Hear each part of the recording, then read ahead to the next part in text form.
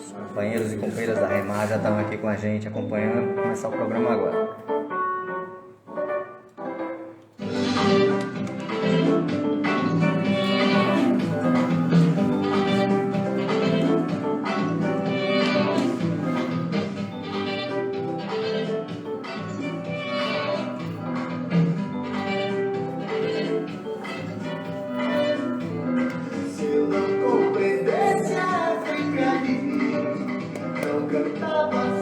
Boa noite, Rádio Mangabeira, boa noite, ouvintes da nossa capital, os mais de 3 dezenas de bairros que acompanham o nosso programa Somos Ação e Resistência aqui na Rádio Mangabeira FM 104,9. Hoje é o 33º programa Somos Ação e Resistência, iniciado no dia 4 de agosto do ano passado. Boa noite a toda a turma da Remar que está aqui acompanhando também pelo nosso Instagram, @TárcioH.Teixeira. Boa noite, Cowboy, sempre com a gente aqui na nossa técnica. E hoje a gente tem entrevista, hoje a gente tem convidada. E antes de já entrar no primeiro bloco, eu vou passar a palavra para a Verônica Oliveira, que é conselheira tutelar, que é ativista social e que vai estar com a gente aqui hoje conversando sobre diversos temas, mas tendo crianças e adolescentes como eixo desse nosso debate. Boa noite, Verônica. Boa noite a todos e todas, ouvintes da Mangabeira FM. Eu quero aqui agradecer a Tárcio o convite.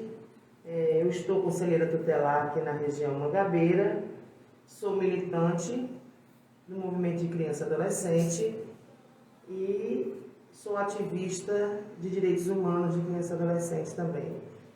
Então, vamos ver como é que a gente pode colaborar com um programa tão importante que tem o papel de trazer para a Mangabeira, principalmente, uma visão bem progressista e de luta.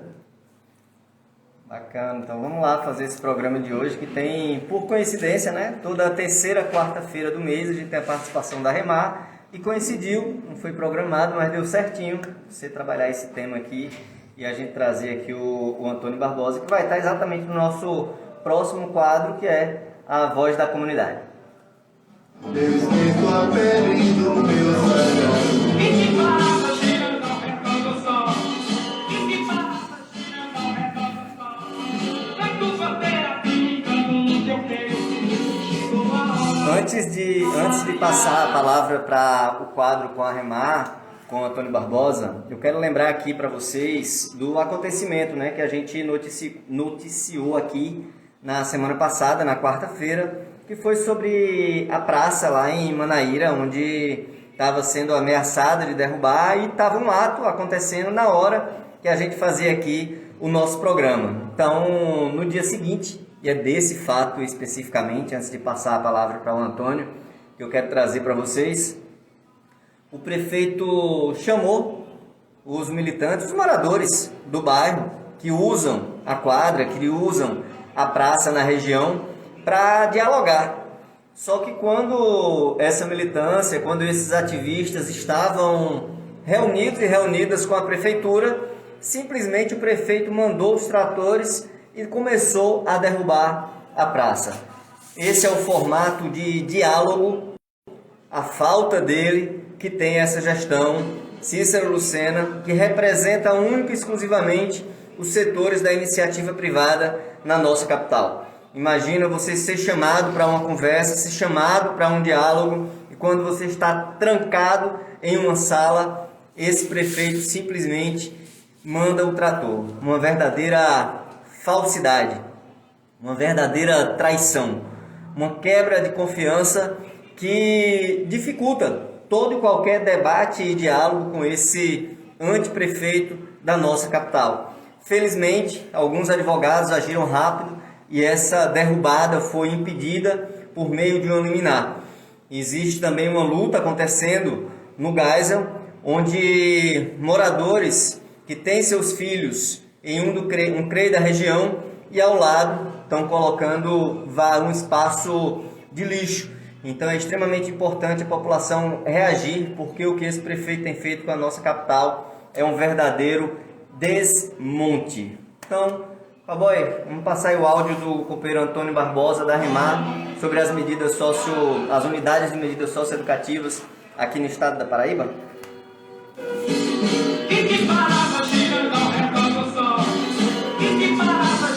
noite, meu nome é Antônio Barbosa, né? Quero agradecer pelo convite, né, realizado, né, para participar do programa, né, especialmente as pessoas de Conceição e Joelma, da REMAR, né? Agradecer os que fazem a Rádio Mangabeira FM, né, na pessoa do apresentador Tasso Teixeira, né, e também aos ouvintes, né?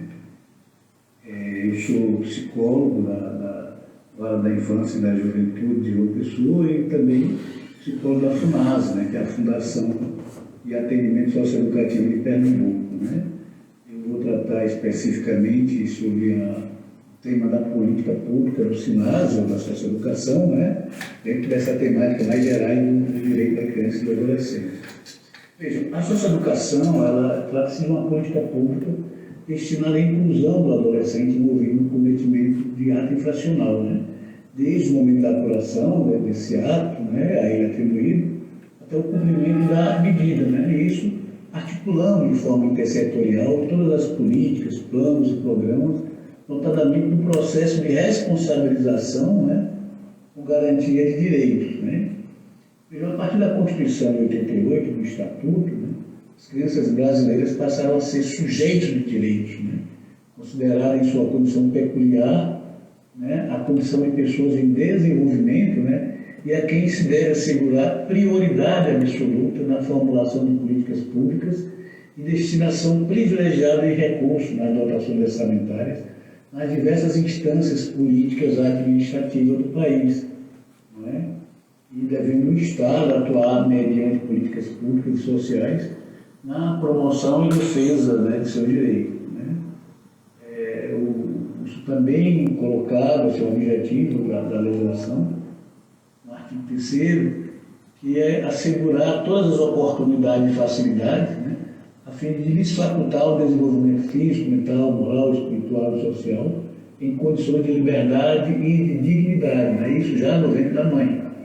A internação, por exemplo, devem ser ofertados todos os meios, condições, oportunidades, né, apoio, né, para que esse adolescente, nesse cumprimento dessa medida, para que ele possa superar, ressignificar comportamento inadequado, né, e ser preparado para retornar ao convívio sociofamiliar com um novo projeto de vida, né, e não mais reincidir na prática de atos infracionais, né. O Brasil, assim como toda a nação, tem interesse e dever de se envolver integralmente, né, do ponto de vista econômico, educacional, tecnológico, cultural, né, visando oferecer melhores condições de vida, né, e de desenvolvimento para todos os seus cidadãos, né, e cidadãs. E o foco, claro, nas pessoas, né, junto com os cidadãos, gestores, atingir essas metas e objetivos. Isso está nesse projeto do Brasil, está lá no artigo 3º da Constituição Federal, né? Aqui são 4 incisos, vou destacar 3. Né? Primeiro é construir uma sociedade livre, justa e solidária. Depois, garantir o desenvolvimento nacional e erradicar a pobreza e a marginalização e reduzir as desigualdades sociais e regionais. Infelizmente, nós sabemos, né, o Brasil, apesar de ser um país rico, é um dos países mais desiguais do mundo, né? Tanto do ponto de vista da distribuição da riqueza, no sentido econômico, como do ponto de vista social, há muita exclusão social nesse país, né? Outra coisa, né, garantida em lei, é que a família é a base da sociedade e tem especial proteção do Estado. Mas, infelizmente, não é isso hoje em dia. São inúmeras, são milhares de famílias em situação de desproteção, em situação de vulnerabilidade socioeconômica, né?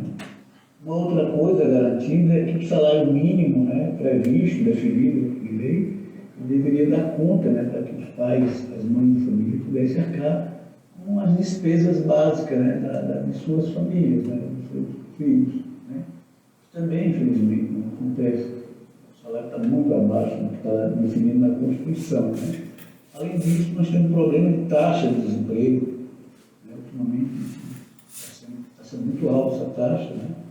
Enfim, tudo isso, né, expõe a família, os seus membros, né, a situações de vulnerabilidade, né, especialmente nos locais de moradia, baixíssima infraestrutura, né, o contexto, né, de violência, né, um grupo de tráfico de droga, expondo crianças e adolescentes, jovens, né, terminaram se envolvendo nessas situações, né, em prática de atos fracionários. Né. Outro problema mais recente que a gente está vivenciando é um projeto de privatização do sistema socioeducativo, conhecido como novo socioeducativo, né? Uma parceria público-privada, né, proposto pelo governo federal. Né? Um projeto que foi apresentado no estado de Belo Horizonte, Minas Gerais. Parece que Minas Gerais, que Santa Catarina parece estar interessada. Né? Então, veja, o problema é que o que já está previsto em lei, né, isso não está sendo aplicado, né, não se faz, né? Por exemplo, a destinação privilegiada de recursos em todas as áreas da infância, adolescência e juventude, né? Nas áreas também de prevenção. Né? E a gente vive essa situação e, de repente, se vê com esse tipo de proposta, né, completamente descabida. Né? A gente sabe que a iniciativa privada, o que ela quer é lucro. Né? Então, é algo que a gente fica sem entender. Né? Então, essa é a minha reflexão, gente. Gostaria de agradecer e, parafraseando Gandhi, me despedir, dizendo que a mudança que queremos ver no mundo deve começar em cada um de nós. Então, boa noite, obrigado. Boa noite ao psicólogo Antônio Barbosa, boa noite a quem está acompanhando o debate aqui, que é a Isamara, o Wagner, acompanhando também o Henrique Monte, direto de Recife, o Hélio Valentim, Elisenir, acompanhando o companheiro Fernando aqui também. E a Isamara, ela está perguntando aqui se é sobre o centro de reciclagem. Sim, era disso que a gente falava com relação ao Geisel, né? Porque o problema é que toda a discussão ela começa a partir de uma reação, porque a prefeitura, ao invés de discutir qual o modelo do que é esse centro de reciclagem, onde ser localizado, como construir junto com a comunidade essa proposta, que poderia de repente trazer também emprego e renda e contribuições para o meio ambiente, simplesmente começam a fazer ao lado de um CREI sem uma conversa nenhuma com a comunidade.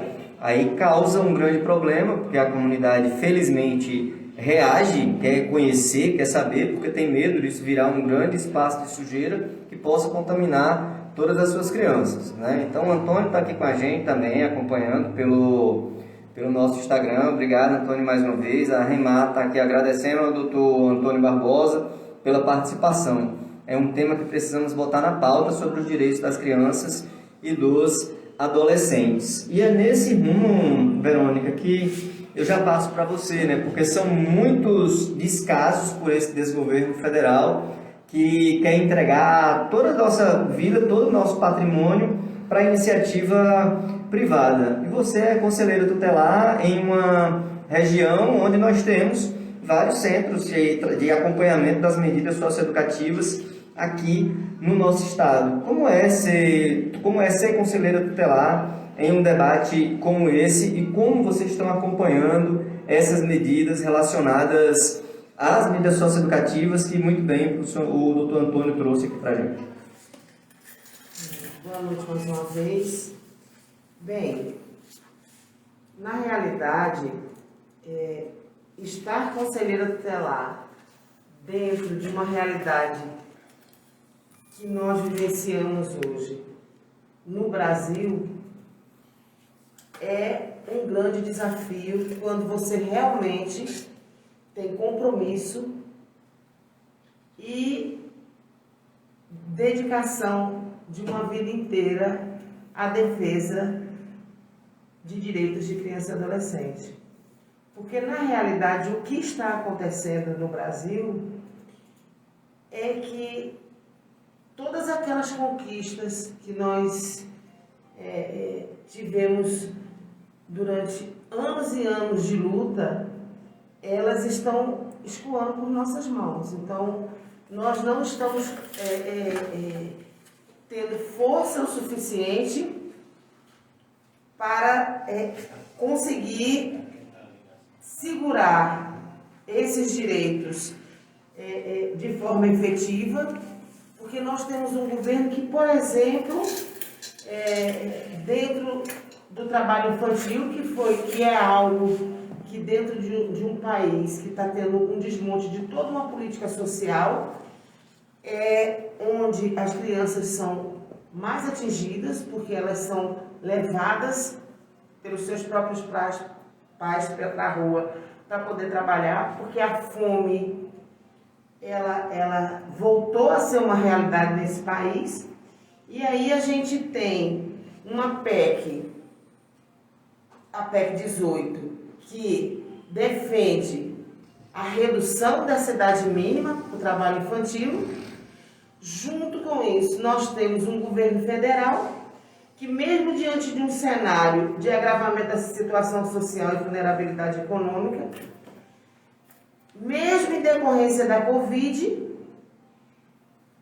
ele zera, em 2020 e 2021, repasses de recursos para a implementação das ações estratégicas do Programa de Erradicação do Trabalho Infantil, e também não há previsão para 2022. Então, isso é um caos. Isso vai levar milhares de crianças ao trabalho infantil. Nós temos, a nível municipal, né, nós temos um desmonte também da política social, quando o prefeito decide dividir uma secretaria de desenvolvimento social em duas, para que seus afiliados políticos possam ocupar cada uma secretaria, e ele divide de forma que um serviço que é continuação do outro, cada um fica numa secretaria. E aí nós temos os desmontes dos CRAs e dos CREAS. E temos privilegiado algumas pessoas que ocupam secretaria e que acabam fazendo distribuição de cesta básica como se fosse caridade, quando é uma política pública. E aí nós temos, como conselheiros tutelares, nós estamos encaminhando para o Ministério Público, e quando a gente precisa acionar o sistema de justiça para que um direito seja garantido, é porque a política pública não funciona. Então, tudo isso recai sobre a prioridade absoluta, que é a criança e o adolescente, que deveria ter, como está no Estatuto da Criança e do Adolescente, ela deveria ter primazia de receber proteção e socorro, precedência de atendimento nos serviços públicos, preferência na formulação da política e execução da política, e destinação privilegiada de recursos públicos nas áreas relacionadas com a proteção da infância e juventude. E a gente não está tendo isso. A gente não tem isso no município, a gente não tem isso a nível federal e, consequentemente, não tem também a nível estadual. Nós estamos vivendo um caos, né? E quem mais sofre com isso são crianças e adolescentes que não estão tendo uma escola. Por exemplo, vou citar aqui um exemplo. O meu filho estuda numa escola municipal. Essa escola, ela estruturalmente não está tendo condições de receber 100% dos alunos. Até semana passada estava sem bebedouro. Os ventiladores quebrados na sala de aula. Existe um laboratório montado dentro da escola que não funciona porque não tem energia elétrica. Verônica, quem está aqui com a gente acompanhando o nosso programa é o companheiro Júlio César, amigo Júlio César. que é morador aqui de Mangabeira, sempre participa, ele estava tentando ligar aqui, mas a gente está com um probleminha hoje na nossa linha telefônica. Ele pediu hoje à tarde exatamente para eu trazer esse tema da educação. A filha dele estuda na escola do estado e ele trouxe questões iguais a essa que você está trazendo aqui para a gente, da falta de estrutura nesse retorno. Teve um tempo de pandemia onde as escolas estavam vazias, não teve nenhuma reforma, nenhuma manutenção. Sim. Professores que estão inclusive sem apagador, questões básicas ali para o seu cotidiano de trabalho. E uma outra denúncia que eu tenho recebido, aí já não por parte de Júlio, e que tem uma relação muito forte com as escolas privadas, é a negação de cobrar os cartões de vacina. Sim. Vocês têm recebido essas denúncias no Conselho Tutelar de forma mais efetiva? Quais estão sendo assim, as medidas do Conselho Tutelar junto na relação com os órgãos de fiscalização, junto à Secretaria de Educação do Estado e do município, já que esses problemas estão se repetindo nas duas esferas? Tássio, na verdade, nós temos recebido algumas, eu pelo menos estive de plantão na terça-feira e recebi várias pessoas requisitando vaga de CREs e escolas. Por quê? 2021, as escolas estavam de forma remota e existia uma determinação da Secretaria do município, de Educação do município, que os pais chegando na escola, matriculem. Bem, como não estava presencial, vamos matricular. Então, se matriculou. As escolas não estavam presenciais, mas também não se fez nenhuma reforma. E hoje, as escolas, que as aulas voltam presenciais, iniciam-se obras nas escolas. Então, aqui em Mangabeira, nós temos algumas escolas que estão passando por reformas. A escola Aruanda vai começar a passar por uma reforma, que é lá onde o meu filho estuda. E tem escolas, por exemplo, na praia, que não está tendo nem aula, porque está em reforma. Então, se passou um período de pandemia inteiro, um ano inteiro, que poderia ser feito, essa reforma não foi feita, para iniciar agora. Nós temos,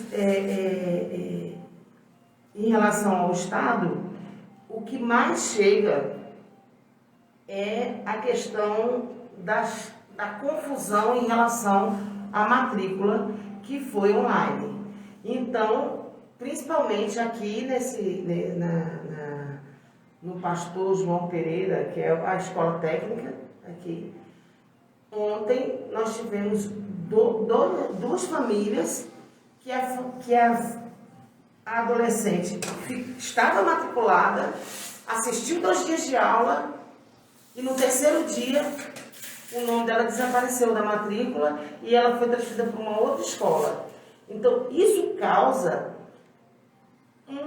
um transtorno na vida do adolescente, né? Que vislumbrou ir fazer gastronomia, e a única escola que tem gastronomia é lá, e ela está em casa aguardando decidir para onde ela vai. E aí, isso tudo causa um transtorno muito grande na vida do aluno, entendeu? Expõe, causa uma situação vexatória, porque ele cria um certo vínculo, ele cria uma expectativa, e depois isso ele fica em casa, esses dias todos sem aula, fere o direito à educação, e aí quem está ferindo é o Estado. Né? O Conselho Tutelar atua, porque lá no artigo 98 diz aonde é que o Conselho atua. E na hora, quando o Estado viola o direito, o Conselho atua. Explica para quem está acompanhando a gente aqui na rádio, que é sempre importante a gente deixar isso cada vez mais nítido para a população, como é que o Conselho Tutelar atua nesses casos, tanto individual como esse que você traz para a gente, como os coletivos que dizem respeito à estrutura das escolas? Bem, o Conselho Tutelar, ele é um órgão não jurisdicional, ou seja, nós não somos um órgão de justiça, né? Nós somos um órgão que zela pelo cumprimento do direito. Então, quando é que a família deve procurar o Conselho Tutelar? Ela deve procurar o Conselho Tutelar, por exemplo, quando ela vai na escola, atrás de uma vaga, e essa vaga é negada. Aí existe a violação do direito à educação, procura-se o Conselho Tutelar na negação do direito, e aí nós vamos requisitar e zelar para que esse direito seja garantido. De que forma? Nós podemos requisitar, nós podemos encaminhar e nós vamos cobrar dos órgãos que esse direito seja garantido. Caso os órgãos não cumpram seu papel, o Conselho Tutelar também tem a atribuição de encaminhar notícia de fato ao Ministério Público para que o sistema de justiça cobre que esse direito seja garantido. Então, o Conselho Tutelar, ele não é aquele órgão que você vai procurar assim, olha, eu vim aqui porque eu preciso colocar meu filho na escola, sem antes ter ido cumprir também o seu papel de família e lá matricular seu filho, porque esse é o papel da família. Você falou um ponto aí muito importante, que é a questão da vacinação, que é extremamente preocupante o que eu tenho percebido, inclusive nas comunidades. É a resistência de alguns pais a vacinar seus filhos. A vacina, minha gente, ela salva, e a vacina é um direito da criança e um dever dos pais. Eu costumo dizer que pai e mãe não têm poder absoluto. O nosso poder, ele acaba na hora que a gente viola o direito. Aí, a lei é que determina. Então, se eu violo um direito, se está sendo dito que é obrigatória a vacina, se existe uma determinação, apliquem a vacina nos seus filhos. Não tenham medo. Porque eu posso escolher aonde o meu filho estuda, mas eu não posso escolher que ele não vai estudar. Eu posso escolher o médico que vai atender, mas se o meu filho estiver doente, eu não posso decidir que ele não vai ao médico, porque eu vou estar negligenciando a saúde dele. Então, a partir do momento que eu comece a negligenciar direitos, eu também perco o meu direito de pai e mãe. Então, prestem atenção, porque por enquanto a justiça ainda está leve.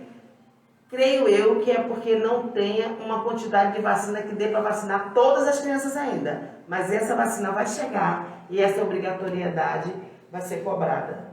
Valeu, Verônica. Vamos seguindo aqui o nosso papo, dando aqui esse boa noite para Nirleide, que está acompanhando aqui o nosso programa, Barra de Mamanguape Turismo, o Antônio, que já deu boa noite aqui também para a gente, o companheiro Juliano Medeiros, presidente nacional do PSOL, que vai estar aqui na Paraíba no dia 24 de março. Vamos fazer um debate bem bacana de conjuntura aqui no estado, vocês já estão todos convidados e convidadas.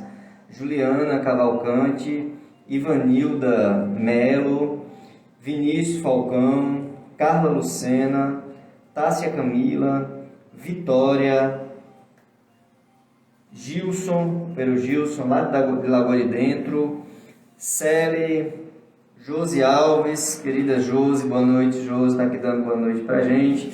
O Antônio diz aqui que pesquisas comprovam que quanto mais tempo de permanência na escola, menos envolvimento em condutas antissociais, né? Escola é fator de proteção, portanto, prioridade. Bruno Silva também presente. O Júlio está dizendo aqui que a escola Cônego do bairro de Mangabeira só está tendo 2 aulas e tem professores que não estão indo dar aula. O governador e o secretário não tomam nenhuma providência. É Ayrton também presente com a gente, Manuel, Francis. Então tem muita gente aqui acompanhando pelas ondas da Rádio Mangabeira e também diretamente pelo nosso Instagram. Lembrando Lorena e Graça, que estão também aqui com a gente, Joelson, que esse material depois fica disponibilizado tanto no IGTV como no nosso YouTube. Verônica, antes da gente ir para o próximo quadro, que é o Você Ficou Sabendo, esse ponto da vacina, eu queria destacar a forma como o desgoverno federal, a partir da Damares, que é parte do desmonte da assistência social no nosso país, que é seguido aqui pela Prefeitura de João Pessoa, ela disponibilizou o Disque 100 para as pessoas denunciarem a obrigatoriedade do cartão. O Judiciário mandou que tirasse esse espaço do Disque 100 rapidamente, porque era uma ilegalidade, uma imoralidade com a coisa pública, mas o estrago está feito. Eu sou assistente social lá na Promotoria da Saúde e tive que parar vários dias para dar conta de vários processos iguais que foram dados entrada por dezenas de pessoas diferentes. Então, o filho, a mãe, o usuário da saúde que está aqui, que é ouvinte da Rádio Mangabeira FM, que deve ter um processo lá no Ministério Público para ter acesso a esse seu medicamento, está tendo dificuldade para acessar a sua cirurgia, a sua cadeira de rodas, por conta desse monte de processo que esses negacionistas tentam na justiça. E eu quero dizer aqui para quem está no Instagram e acompanhando, digam para essas pessoas que não adianta. Todos esses processos estão sendo arquivados, vocês só estão dificultando as outras pessoas a terem acesso à sua saúde por meio do sistema jurídico. Isso é um crime contra a vida das pessoas. Só tem uma forma da gente se proteger desse vírus, que é a vacinação. Cowboy, vamos para Você Ficou Sabendo?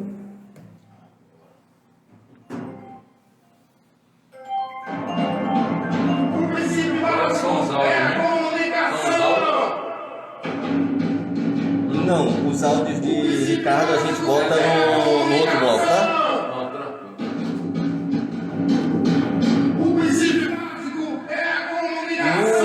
No Você Ficou Sabendo, eu trago aqui para vocês uma notícia na próxima semana vai acontecer lá em Natal, no Rio Grande do Norte, o Congresso Nacional dos Policiais Antifascistas, que vão se reunir no dia 23 e 25 de março, discutindo aí a segurança pública aqui no nosso país, no nosso Brasil, principalmente pela forma como a Polícia Militar, refazendo o que eu estou dizendo, que parlamentares da ultradireita tentam partidarizar setores da Polícia Militar do estado da Paraíba, do estado de Sergipe. Nós vimos o que aconteceu tempos atrás no Ceará, lá no Rio Grande do Norte, agora recentemente em Minas Gerais. Eu tenho sempre trazido esse debate da segurança pública porque é extremamente necessário. Denunciei aqui na semana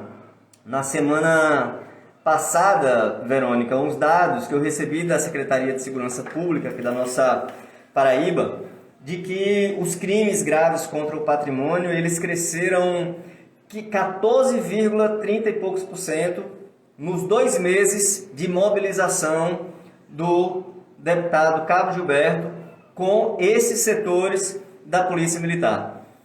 Exatamente essa semana recebi outras informações de que os plantões extras que eram dados por vários policiais, que eram mais de 16 mil até dezembro, com essa mobilização, em janeiro eles caíram para pouco mais de 8 mil. Isso tem a ver diretamente com a violência crescente que a gente tem visto na nossa Paraíba. E eu tenho provado isso com os números que eu estou indo buscar nos órgãos oficiais e tenho denunciado isso com muita regularidade, porque a gente precisa acabar com esse movimento, que não é só aqui na Paraíba e que não é de defesa de direitos. É um movimento para tentar atacar a nossa democracia de forma articulada e que tem sido feito em vários estados. A gente pediu já para uma jurista aqui do estado para construir um parecer sobre isso, dizer para a gente que impacto isso tem na legislação, se pode de fato essa forma de articulação, até mesmo porque muitos policiais, homens e mulheres, que fazem a nossa segurança pública, queriam continuar fazendo o seu plantão extra. Mas foram memes, vídeos, ligações, exposição em grupos de policiais militares e fora desses grupos de policiais militares que forçou muitos desses homens e mulheres que querem trabalhar junto com a sociedade a aderir forçadamente, mesmo sem acreditar, a essa mobilização pelos representantes da ultradireita aqui no estado da Paraíba. Então é extremamente importante que a gente fique atento, porque a violência continua crescente e eles têm responsabilidade sobre isso. Vou voltar a falar sobre essa questão em vários outros programas, enquanto não acabar, não melhorar a nossa situação, a gente vai continuar tratando desse tema aqui no programa Somos Ação e Resistência. O nome do nosso programa já diz muito sobre a gente. Vamos falar sobre violência aqui com Verônica, mas com outro aspecto. Não é, Verônica? Você dizia pra gente que antes do programa começar, de uma pesquisa que foi realizada pela Universidade Federal da Paraíba, que envolve esses dados com relação às crianças e adolescentes em nosso estado. De que período faz referência essa pesquisa e o que é importante a gente tomar conhecimento dela? Bem, essa pesquisa ela foi realizada pela UFPB, a pedido da Secretaria de Desenvolvimento Humano. Foi feito pelo Programa de Pós-Graduação em Serviço Social, coordenada pela companheira e professora Socorro Vieira, que eu mando um grande abraço. Ela foi realizada em 2018, mas ela só vai ser apresentada agora entre abril e maio, próximo agora, E a pesquisa, ela tem, o tema da pesquisa, é a violação de direitos e vulnerabilidade social de crianças e adolescentes e famílias no estado da Paraíba e as políticas de enfrentamento. Participaram dessa pesquisa, é uma pesquisa por amostragem, 837 famílias com crianças e adolescentes atendidas no CREAS, em todo o estado da Paraíba, e 80 famílias na cidade de João Pessoa, 74 famílias com crianças em instituição de acolhimento. E aí, a gente se assusta com o número, de negligências. E nós temos, assim, 28,1%, 437 desse número total, é negligência familiar. E aí, quando a gente fala de negligência familiar, a gente se depara com uma realidade de um ciclo. Porque, geralmente, a negligência familiar, ela acontece e quando você vai fazer a escuta dessa família, que você faz uma escuta realmente cuidadosa, você percebe que essa família vem de um ciclo de negligências também, de um ciclo de negligência, inclusive institucional, quando os governos deixam de aplicar e efetivar as políticas públicas, e aí essa família, ela acaba, esse ciclo de negligência acaba desabando na criança. E nós temos a violência sexual, 19,6%, são 304 desse total. A violência física, 15,1%, 234. A violência psicológica, 11,3%. Então, assim, você percebe que todas essas violências,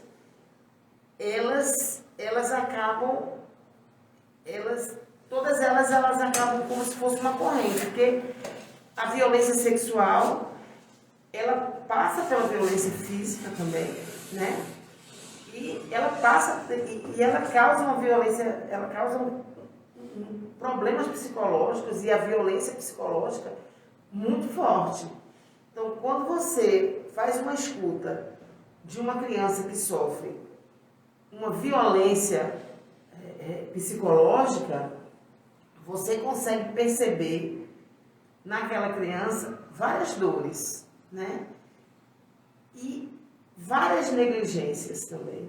E olha que a gente está falando das crianças e adolescentes vítimas de violência que estão sendo atendidas pelo Estado. Pelo Estado. Imagina a subnotificação que tem aí Exatamente. das crianças e adolescentes que não tem esse socorro da parte da sociedade ou do Estado, né?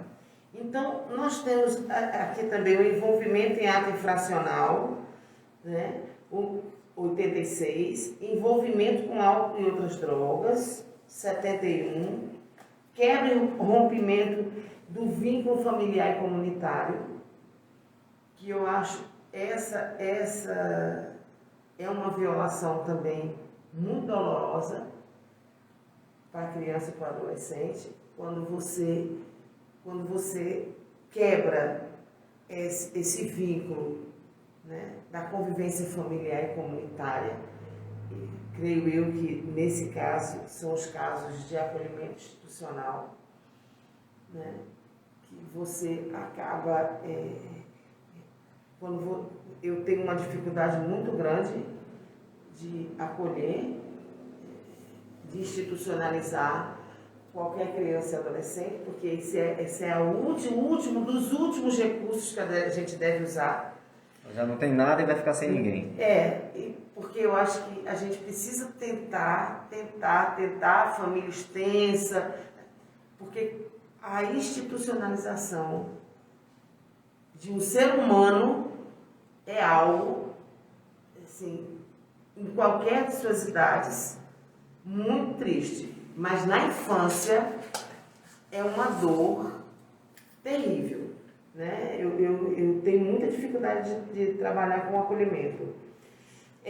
Nós temos também o trabalho infantil, negligência estatal, violência por preconceito e discriminação, violência comunitária, violência institucional, gravidez na adolescência, trajetória de rua, desaparecimento e outros. Então, é uma gama de violência que a criança e o adolescente vivencia, que nós deveríamos ter o dever e a obrigação de lutar para garantir todos esses direitos, todos os direitos da criança e do adolescente, para que isso diminuísse de forma assim, cavalar. Não dá mais para a gente fingir que defende. Não dá mais para a gente fingir que está tudo bem. Porque não está. Na conjuntura atual desse país, quem mais sofre são crianças e adolescentes. Só para você ter ideia, 52% dos estupros que acontecem nesse país acontecem com crianças e adolescentes. Que muitas vezes só entendem que são vítimas de violência anos depois, exatamente pela falta de um debate sobre o que é o corpo, sobre o que é a realidade social. Exatamente. E esse conservadorismo nega fazer essa discussão na sociedade. Hoje, eu escuto na Câmara Municipal a única vereadora mulher que nós temos falar que nós, defensores de direitos humanos, mulheres feministas, nós defendemos que crianças façam sexo. Minha senhora, eu gostaria de dizer para a senhora que educação sexual não é ensinar a criança a fazer sexo. Ao contrário. É ensinar a criança a se proteger da violência sexual. Talvez, se a senhora tivesse um pouco de leitura, a senhora conseguisse compreender. Mas, infelizmente... Sinceramente, eu só discordo de você em um ponto, Verônica. Eu acho que não é falta de leitura. Eu acho que é cara de pau mesmo, que é canalice defender uma política que atinge diretamente a vida dessas crianças, como eu já disse em outros momentos, e a gente precisa sim fazer essa denúncia que você está trazendo aqui, sabe? Porque essas figuras, seja na Câmara Municipal, estadual ou federal, são sim corresponsáveis pela ampliação dessa violência. Isso precisa ser dito, eles gostem ou não, querendo ou não, entrar com mais um processo contra esses que lutam pelos direitos dessas crianças e dos adolescentes. Hoje esse programa aqui está muito participativo, muita gente acompanhando, muita gente assistindo. Está aqui também a Tita Ferreira, Marcela Costa, Rose Holanda, também conhecido como Mamãe. Beijo, mãe. Tá aqui o Silvio Feitosa. Aí, ó, Ricardson também, companheiro, conselheiro tutelar, querido, acompanhando a gente. Qual é a região mesmo que ele é conselheiro tutelar? Sul. Ricardson, para mim, é o conselheiro top de João Pessoa. Maravilha. Tem aqui também o Júnior Silva, Juliana, Mite Ferreira, Eduardo, Silene, Rosângela, Lavoisier, Mazureik, Eliane, Erickson, Giovana também entrando aqui com a gente, Adriana. Isso mostra, Verônica, na minha avaliação, a importância dessa pauta das crianças e dos adolescentes como prioridade, e muitas vezes ela acaba sendo secundarizada pelos gestores, acaba sendo secundarizada pela sociedade. Vamos lá, o tempo vai passando aqui no nosso programa, a gente ainda vai conversar sobre outros tantos assuntos, mas para a gente ficar mais tranquilo com o nosso tempo, eu vou chamar aqui o nosso próximo quadro, que é o do que precisamos. O princípio básico Sobre criança com deficiência. Você falou em Picasso.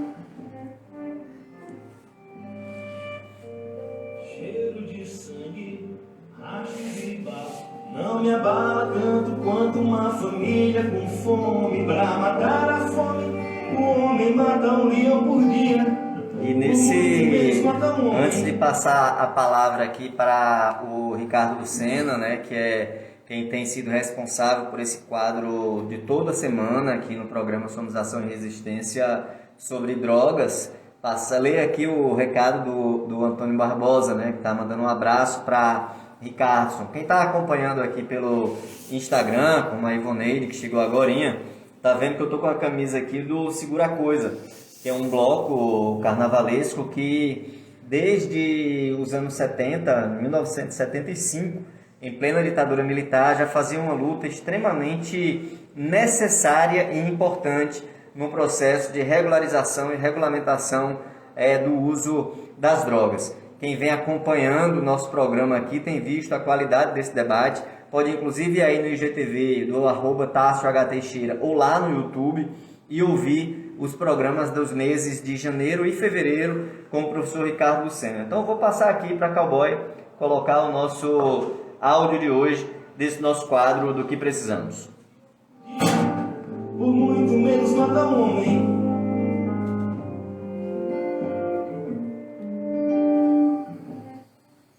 Boa noite, meus amigos e minhas amigas.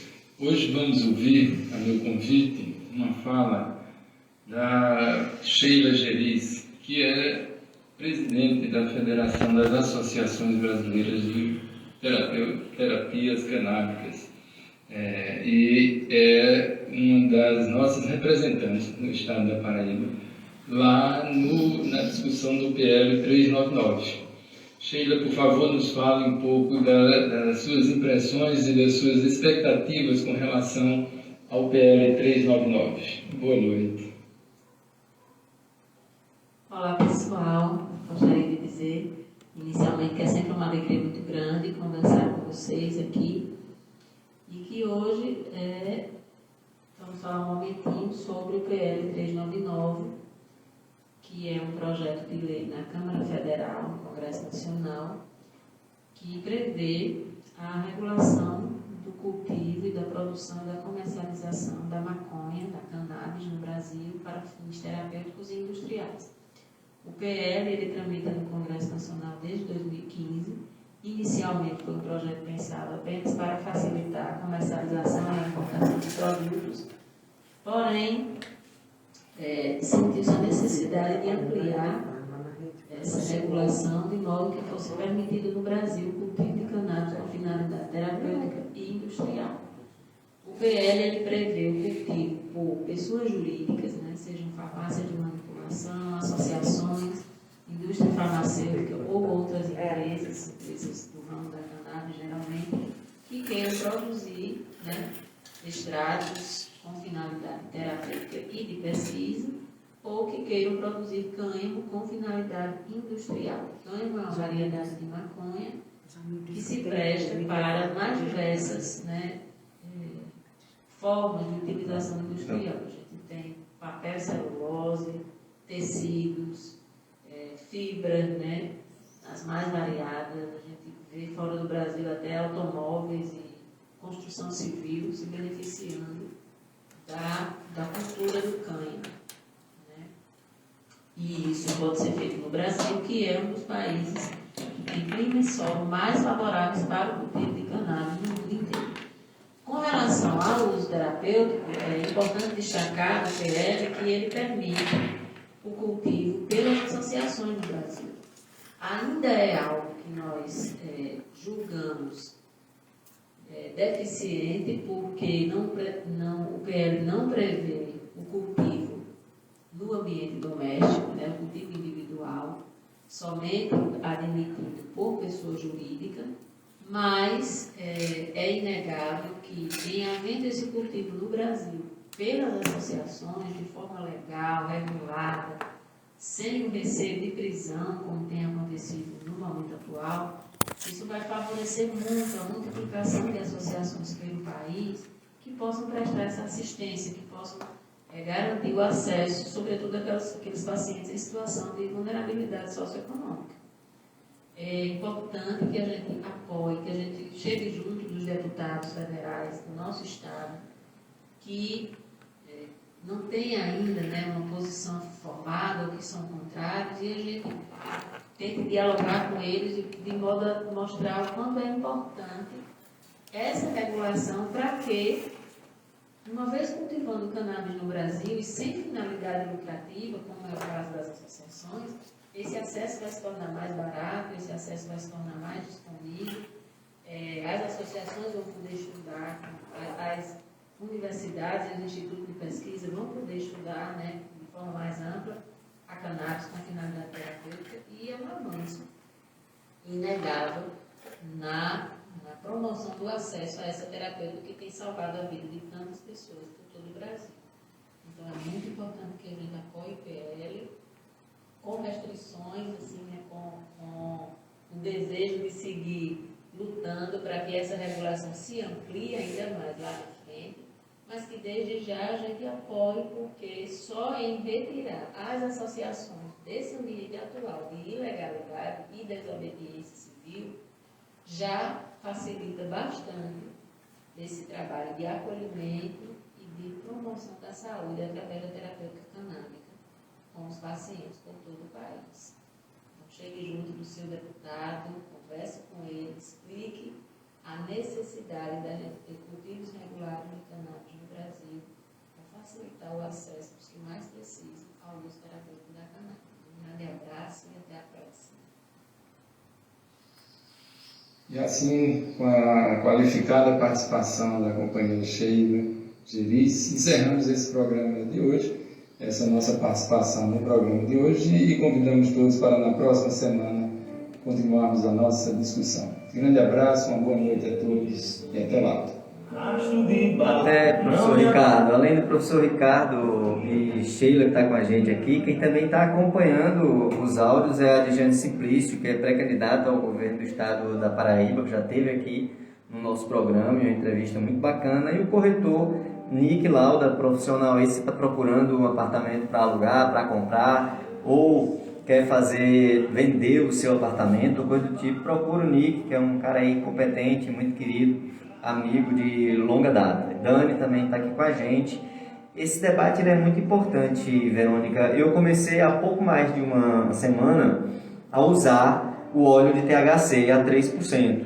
Já sou ativista da legalização e da regulamentação das drogas, para além da maconha, inclusive, há um bom tempo. Mas esse de usuário, no sentido terapêutico, comecei agora, nesse pouco mais de uma semana, consegui, depois de mais de um mês agora, essas 2 últimas noites, a dormir como eu não dormia há muito tempo, por conta de um problema aqui no ombro. Hoje meu braço já está levantando, assim, coisa que 40 dias tomando um antibiótico fortíssimo não estava adiantando de nada. E fazia 3 anos que eu vinha fazendo esse movimento com antibiótico e passei agora para esse uso. E essa fala de Sheila, ela é extremamente importante, porque eu compro esse óleo a R$250, ele dura aí mais de 2 meses, e os óleos que estão chegando na farmácia legalizado por esse desgoverno, ele custa mais que R$2.000. E esse óleo, se eu pudesse plantar em casa e ter essa colheita, eu mesmo poderia fazer o óleo dentro da minha casa. Para quem está acompanhando a gente pelo Instagram ou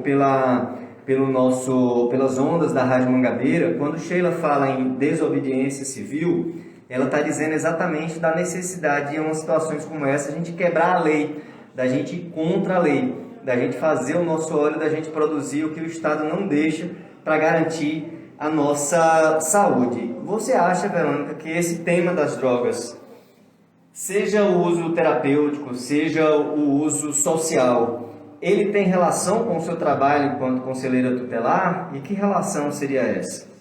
Bem, eu faço uso do óleo há 2 anos, porque eu sou portadora de lúpus e desenvolvi fibromialgia e sentia dores terríveis e comecei a utilizar, uso 2 gotas de manhã, 2 gotas à noite, e há 2 anos eu não sinto dores da fibromialgia, né? Então, eu sou a prova viva que o óleo funciona. Em relação à droga, né, em relação ao tema que a gente traz aqui,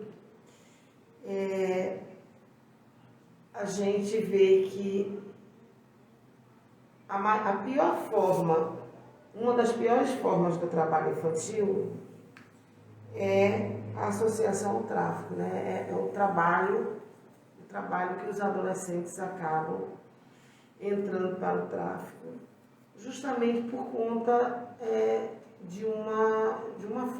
das faltas das políticas públicas. Creio eu que se existisse uma política mais efetiva, isso não aconteceria, certo?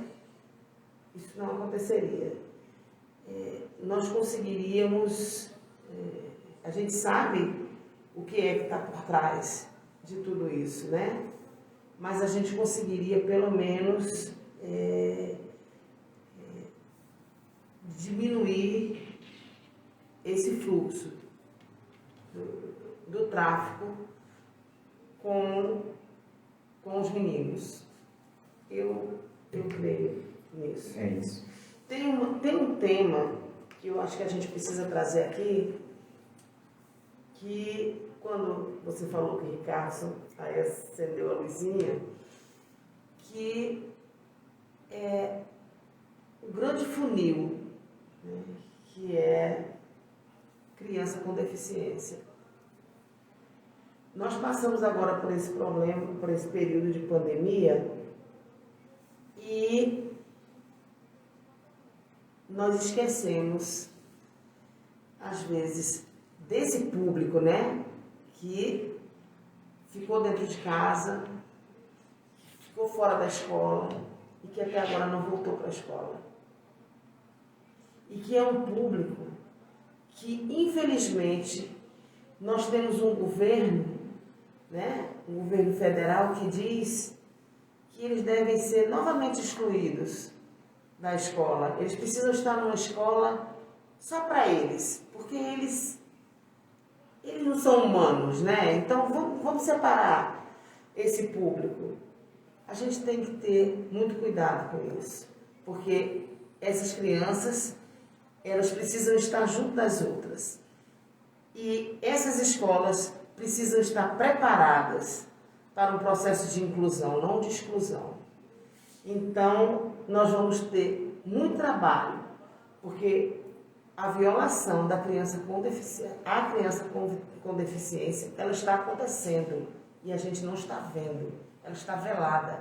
As crianças ainda não voltaram para as escolas, as salas de recursos estão desmontadas. Verônica, hoje aqui a gente já falou com você sobre educação, saúde, segurança, assistência social, medidas socioeducativas, pessoas com deficiência.